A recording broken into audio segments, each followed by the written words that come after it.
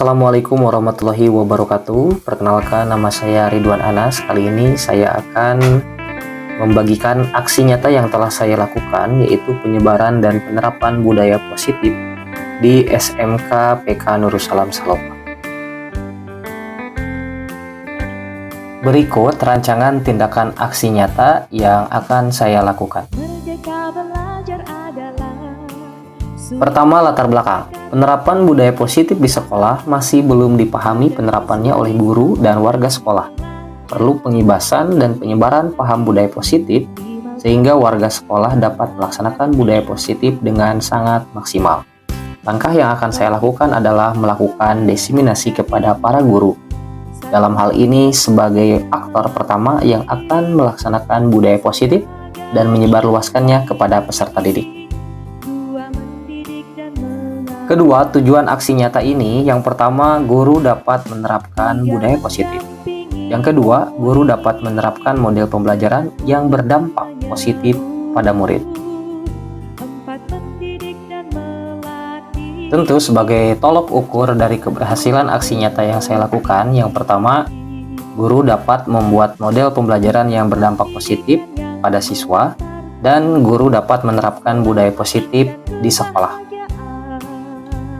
Lini masa tindakan yang akan saya lakukan, yang pertama, menghadap kepala sekolah untuk menjelaskan pentingnya penanaman budaya positif dan meminta izin untuk mendiseminasikan bersama rekan guru. Yang kedua, melakukan sharing bersama guru tentang budaya positif, 5 kebutuhan manusia, posisi kontrol guru, keyakinan kelas, dan segitiga restitusi. Namun, saya akan melakukan sharing sesi ini dari Google Meeting. Yang ketiga, berkoordinasi dan berkolaborasi dengan wali kelas dalam membuat keyakinan kelas masing-masing dan melaporkan kegiatan kepada kepala sekolah serta mengevaluasi hal-hal yang telah dilakukan atau dikerjakan. Dukungan yang saya butuhkan, yang pertama, dukungan dari kepala sekolah, rekan guru, dan murid supaya tindakan yang telah disusun dapat dilakukan dengan lancar. Yang kedua, pemenuhan sarana dan prasarana untuk menumbuhkan budaya positif di sekolah. Dan yang ketiga, dukungan orang tua dalam melakukan budaya positif di rumah. Tentunya hal ini berdampak karena kami guru tidak serta-merta melakukan budaya positif di sekolah, tetapi melakukan hal negatif di rumah. Bismillahirrahmanirrahim. Assalamualaikum warahmatullahi wabarakatuh. Alhamdulillahirrabbilalamin, wabihi nasta'in, wa ala umuri dunya wadin, wa ala alihi wa sahbihi ajmain. Rabbi shrah li sadri wa yassir li amri wa hlul 'uqdatam min lisani yafqahu qawli. Bapak Ibu yang saya hormati, terima kasih atas kehadirannya. Pada kali ini saya calon guru penggerak angkatan ke-10 dari SMK PK Nurussalam Kabupaten Tasikmalaya.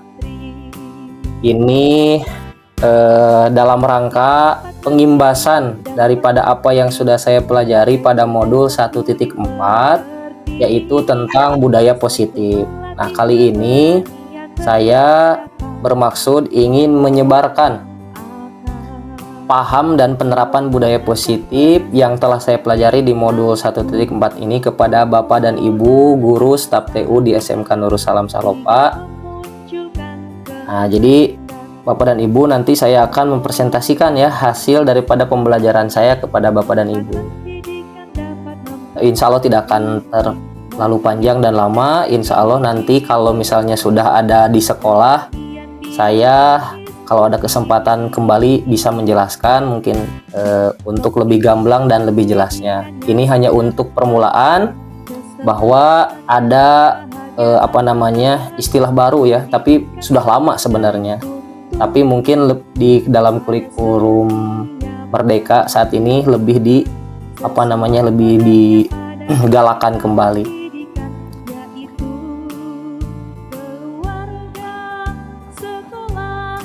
Nah, ini ya.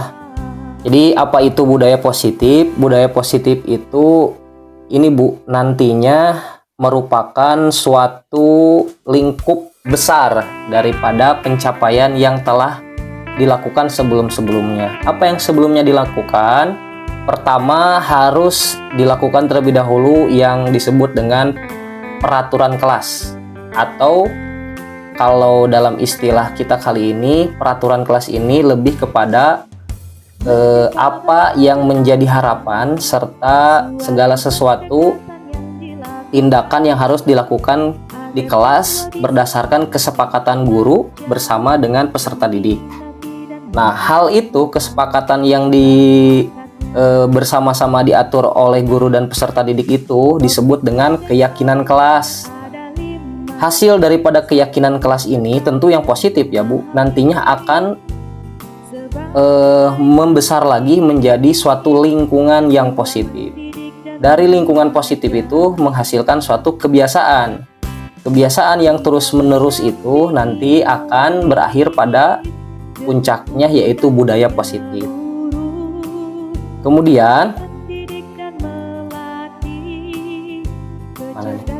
budaya positif itu meliputi 6 hal ya, yaitu perubahan paradigma stimulus respon. Kalau dulu kita mengenal, kalau misalnya istilahnya mah, kalau dipukul baru merasa sakit, kalau disuruh baru mau bergerak begitu. Kalau anaknya diajari baru mau belajar. Nah, paradigma itu di dalam budaya positif itu harus dihapuskan. Jadi paradigma stimulus respon yang dulu kita kenal ya, itu kan diprakarsai oleh Ivan Pavlov ya kalau tidak salah.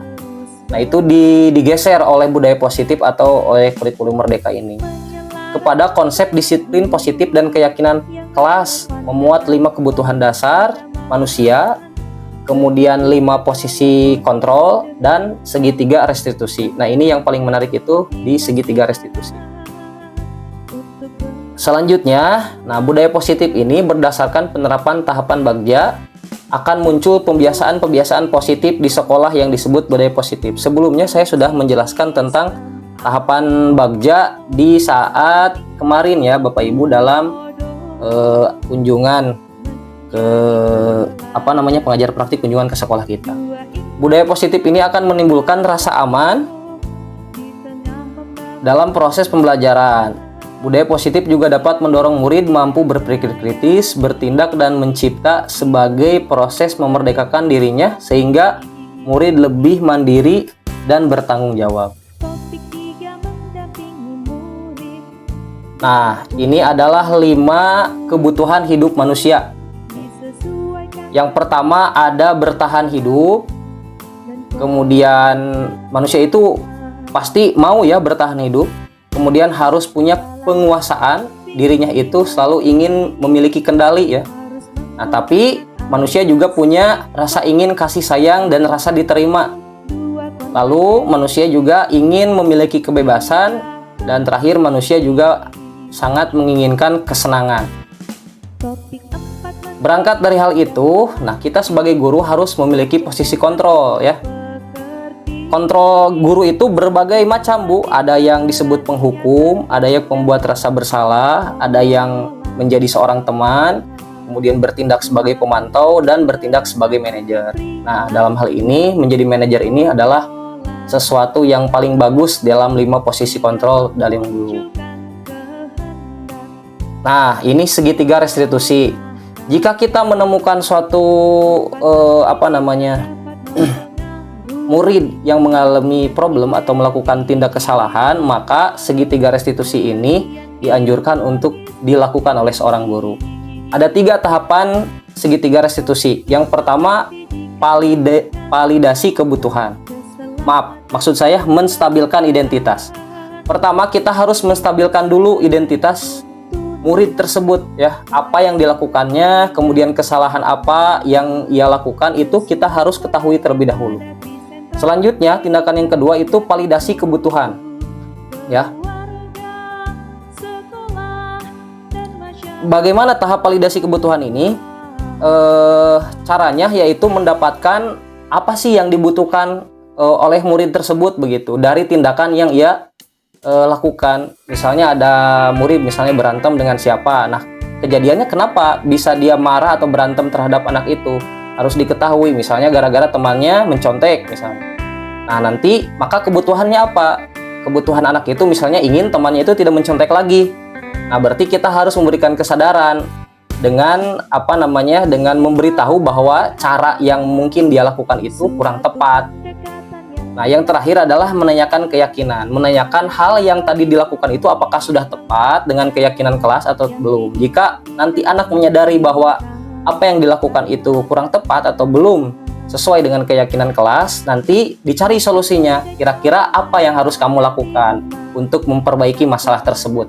Jadi nanti si anak akan berpikir bersama kita mencari solusi atau jalan keluar dari permasalahan yang telah dia lakukan sendiri begitu. Itu kira-kira Bapak dan Ibu ya materi dari saya sebentar, tapi insya Allah mudah-mudahan bermanfaat. Terima kasih. Mohon maaf mengganggu waktu Bapak dan Ibu sekalian. Ada yang ingin ditanyakan jika belum paham? Kang dapat atau seri-seri sumringah 10 menit Kang. Zoom tercepat. Assalamualaikum warahmatullahi wabarakatuh. Nama saya Dedi Zafar Mutakin, saya Kepala Sekolah di SMK Nurussalam Selopah. Tentunya saya sangat bangga dengan Pak Ridwan Anas, guru kami yang telah mengembangkan dan mencari ilmu pengetahuan yang berguna bagi dirinya dalam konteks menjadi guru yang profesional atau guru penggerak yang profesional di bidangnya. Dan tentu saja dengan perimbasan budaya positif yang didapatkan oleh Pak Anas ini sendiri sudah baik dan sangat baik dilakukan oleh yang bersangkutan, dan tentunya kami berharap ini dapat dijadikan sebagai upaya implementasi dan dijalankan di Satmingkalnya di SMK Nurussalam. Selamat, dan tentu saja saya berharap ini menjadi tonggak bagi guru penggerak lainnya agar menjadi guru yang profesional. Assalamualaikum warahmatullahi wabarakatuh. Saya Resti Riztatul Mufidah, teman sejawat dari Pak Ridwan, calon guru penggerak. Terkait pengimbasan budaya positif yang dilakukan oleh Pak Ridwan itu sangat bagus dan sangat penting, mengingat di sekolah kita itu masih banyak peserta didik yang belum disiplin. Dan semangat terus untuk Pak Ridwan, mudah-mudahan bisa terus berbagi budaya positif dan bisa menerapkan budaya positif di sekolah kita. Terima kasih.